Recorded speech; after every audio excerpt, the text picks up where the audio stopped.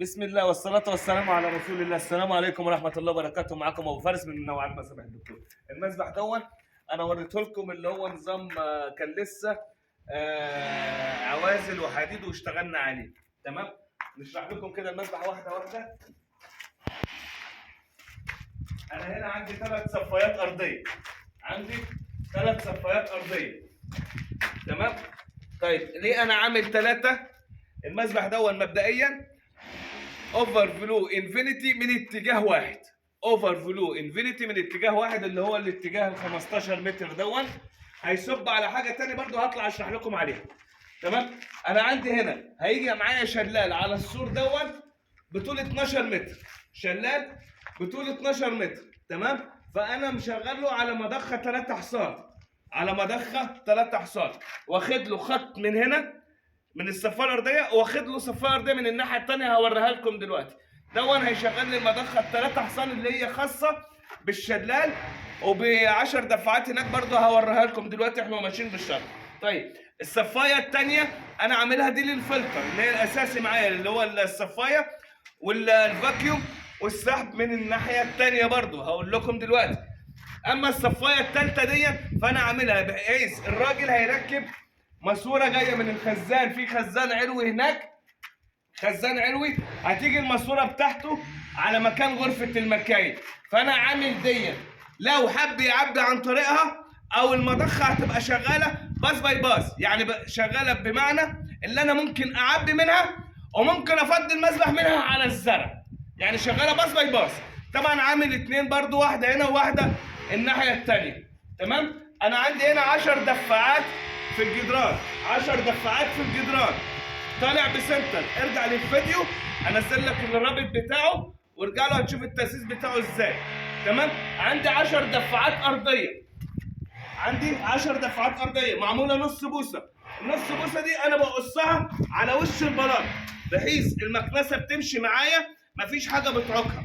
لو ركبت وش دفاع او اللي هو الليد دون بيعوق المكنسه فبتلاقي فيه حواليها وسخ واتربه او بتبقى ملطش في الرجل اللي بيمشي على رجليه. الخطين اللي ورا دول اللي هم التغذيه بتاع الشلال دول 10 دفاعات. عندي هنا 10 دفاعات في الجدران اشغل ده او ده حاجه ترجع لي انا زجاج. عندي محبس هنا يا اما يقفل ده او يقفل دوت. عندي خط الفاكيوم جاي في السنتر هنا اهو بحيث لو معايا لي 12 متر يجيبني من هنا ومن هنا مرتاح جدا. تمام؟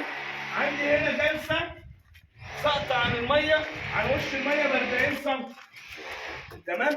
دي الجلسه هتتصب معايا سقط عن وش الميه ب 40 سم. دي انا عامل فيها برضو دفاعات ارضيه لما اطلع برضو من فوق هصورها لكم. هنا في درج، المساحه دي بعد ما يتفك الخشب يبقى عندي درج. عندي هنا 6 درجات بس انا عامل 10 كشافات في 5 درجات، يعني في كل درجه كشافين. نطلع يا احمد مع بعض.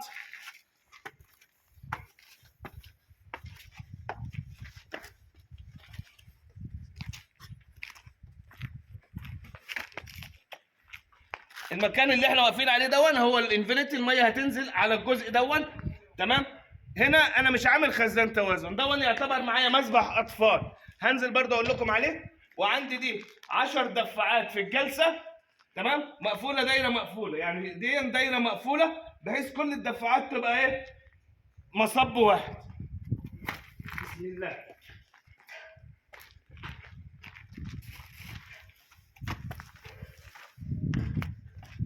طبعا المسبح زي ما قلت لكم ما فيهوش خزان توازن. فانا دلوقتي لو صبت معايا الميه من هنا هتيجي هنا. تمام؟ لو ما عملتش الاسكيمارات هتلاقي الزيوت والاتربه كلها ركنت معاك هنا. فاللي بيعمل الفكره دي لازم يركب معاه اسكيمارات. فانا هنا مركب 4 اسكيمارات. تمام؟ مركب 4 كشافات. طبعا المسبح الثاني فيه 8 كشافات برضه ما اتكلمناش عليهم. تمام؟ مركب خط فاكيوم بحيث لو هكنس دي وهنا ال3 صفايات. تمام؟ وكده خلص المسبح معانا. تنسونوش باللايك الشير فيدو يستفيد، خلي غيرك يستفاد. شايفين ال3 سم اللي طالعه دي؟